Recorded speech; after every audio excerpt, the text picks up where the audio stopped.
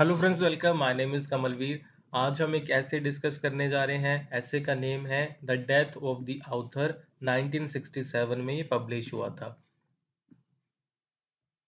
इसके ऑथर है रोलैंड बार्थेस। आपका पेपर है critical theory part 1 and unit number is 2। सो पहले पब्लिशिंग ईयर के बारे में अच्छे से समझ लो। ये ऐसे फर्स्ट पब्लिश हुआ था 1967 में एक जर्नल में जिसका नाम है एस्पन।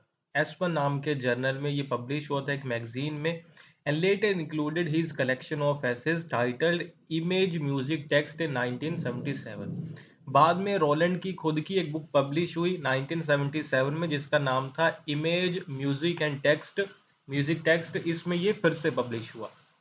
इसका योनरा क्या है, लिटरेरी पीरियड क्या है। The essay falls with in the realm of literary criticism and literary theory. तो इसे लिटरेरी क्रिटिसिज्म और लिटरेरी थ्योरी के योनरा में रखा जाता है, particularly with the domain of post structuralism and post modernism. तो ये जो ऐसे है ये किस आइडियोलॉजी पर बेस्ड है पोस्ट स्ट्रक्चरलिज्म या पोस्ट मॉडर्निज्म। और आप ये भी लिख सकते हैं कि ये जो ऑथर है ये भी पोस्ट स्ट्रक्चरलिज्म से एसोसिएटेड है। और ये वाला पेज आपने एज इट इज एग्जामिनेशन में लिखना है, ये बहुत इंपॉर्टेंट है। ओके।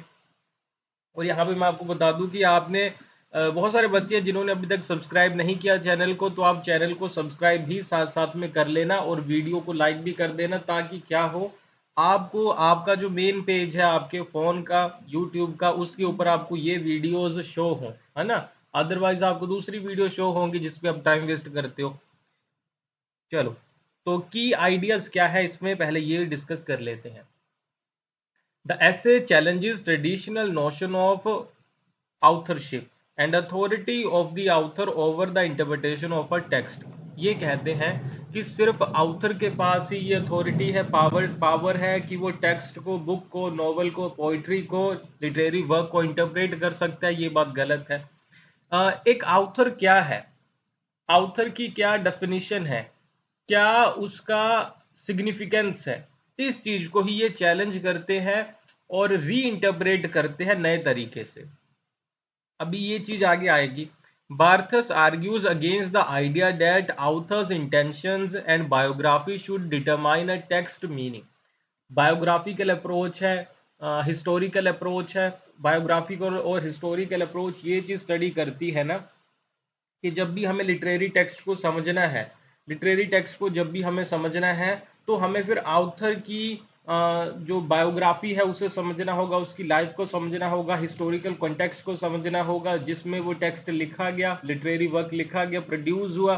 लेकिन ये कहते हैं ये जरूरी नहीं है। He posits that once a text is created and released, the authority of the author diminishes, and focus should shift to the reader and their interpretation। Reader response theory आपको याद होगी। तो यहाँ पे ये कह रहे हैं कि एक बार जब कोई लिटरेरी वर्क लिखा जा चुका है, प्रोड्यूस हो चुका है, पब्लिश हो चुका है, अभी ऑथर का उससे कोई लेना देना नहीं।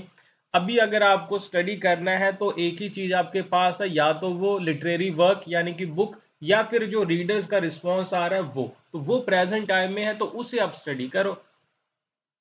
Barthus advocates for the liberation of the text from the constraints of the authorial intent। use से आपको अलग कर दो उसे, suggesting that text meaning is created through the interaction between, ये वाली लाइन जरूरी है, reader, the text and the cultural context rather than being dictated by author। अगर आपको उसका मीनिंग समझना है ना टेक्स्ट का, तो रीडर का रिस्पॉन्स, कल्चर का रिस्पॉन्स, कल्चरल कॉन्टेक्स्ट, ये आपको मीनिंग समझाएंगे एक लिटरेरी वर्क के, ऑथर नहीं। तो अभी हम पूरा का पूरा यहाँ पे जो ऐसे है उसे डिस्कस करना शुरू करेंगे। देखो बहुत लंबा ऐसे है, बहुत सारी चीजें इसमें आपको पढ़नी है, बहुत सारी चीजें समझनी है। मैंने आपको बेसिक चीजें बता दी।